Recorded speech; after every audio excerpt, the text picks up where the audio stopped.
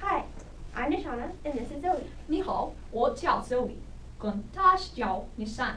This is our Mandarin survival guide. In here, Nishana and I are going to do our best to share with you the tips and tricks we've used to survive our endeavors in learning Mandarin. So Zoe, what are some tips that you use when you try and read Mandarin? Reading Mandarin was the hardest thing for me to do starting out. It was even harder than tones. I think that's because I was focusing really hard on the pinyin and ignoring the characters. The issue is the pinyin isn't actually the language. It's a translation of the language for us Westerners. So when you stop leaning on the pinyin and you start focusing on the characters, you can reveal to you connections between words that you can't notice just by their sounds, such as radicals. An issue, though, is once you finally start reading those words, how in the world are you going to pronounce them? That's where a study buddy comes in. It really helps to have someone that you can pronounce the words out loud to. So I see how a study buddy can help out with studying, but isn't pronunciation supposed to be handled by language coaches? While the study buddy helps you practice what you've learned, the language coach teaches you the right way to pronounce things. For example, I was saying Z as Z because it has an I in it, and so being English, I obviously thought that I was pronounced as an I or an E rather than the Chinese U. But the language coach helped me figure out that Z is pronounced the way it is in Chinese and not the way I thought it used to be. We're also supposed to meet with our language coaches twice a week, and although that doesn't always happen, but it would be really helpful if it did. I know in my life personally I'm really busy, and so sometimes I end up not meeting with my language coach twice a week. But it really helps because it helps you to understand what you've learned and to practice it with someone who knows how to speak Chinese fluently. So what if there's a glitch in the program, or you can't get an email to someone, or something in the program fails? What do you do then?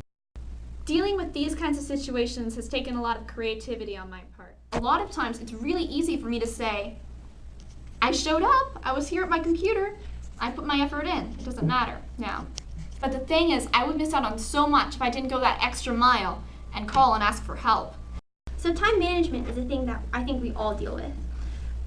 For me personally, what I do in order to get my Chinese done is I see if there is a gap in my week where I don't have anything going on later on, but if I'm really busy now, then I'll schedule like all my language chats for that gap, or do as much tasks as I can in that gap that I have open rather than rushing and stressing out about it now.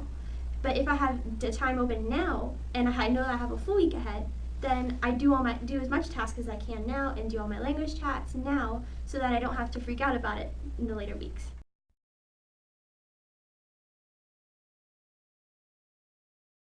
We do a lot of work in the unit before, and we can make that work for us.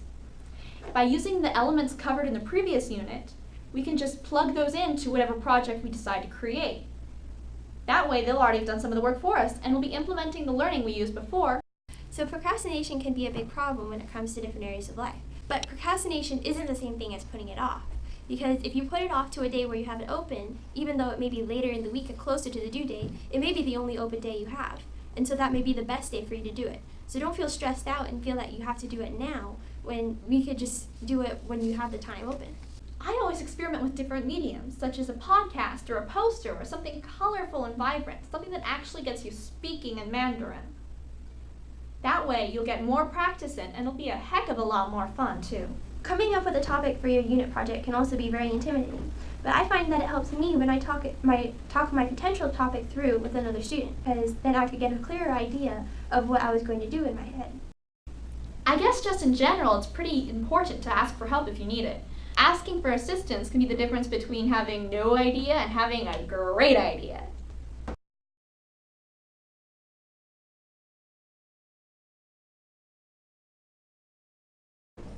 Probably one of the most important things about learning Mandarin is not to limit your studies to the screen. I know it helps me sometimes that if I do stuff that isn't actually in the lesson plan, that it helps enforce what I learned through the tasks. For example, I know at the beginning of the tasks, we were supposed to write on a Hanzi grid paper and write out our characters, the new characters that we learned. Well, it helps me now that even though it's not an assigned task, if I continue to do that, because then I can get more familiar with how the characters look and what it takes to write them. If you find something that really interests you or really excites you, you want to share it with somebody that you know or somebody that would be interested as well. By teaching it to somebody else, you really reinforce it into your head. So it also helps to incorporate it into your daily speech. I know when I learned Spanish, I would always talk to my mom in Spanish, whatever I'd learned that day. Even though she didn't understand what I was saying, it still helped me because then I could apply it to what Spanish people would say daily. So now that I'm learning Mandarin, it helps if I talk to my parents or my brother in Mandarin, even though they don't understand it, because then I'm reinforcing what I've learned.